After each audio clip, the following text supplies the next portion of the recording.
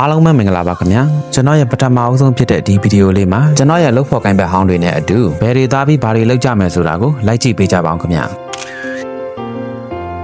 ပထမအဆုံးအနေနဲ့အခုကျွန်တော်တို့ရောက်ရှိနေတဲ့နေရာကတော့ပဲခူးမြို့ရွှေမော်တော်စီတီတော်မြတ်ကြီးပဲဖြစ်ပါတယ်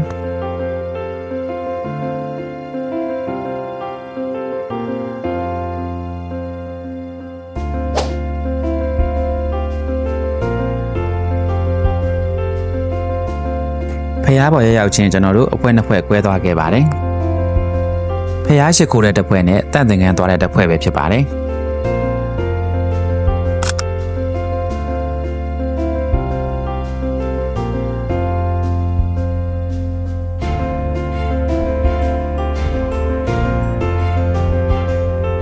နောက်ပြီးကျွန်တော်တို့အဖွဲတွေဗုဒ္ဓဝင်ပြတိုက်သို့ချီတက်ခဲ့ပါတယ်။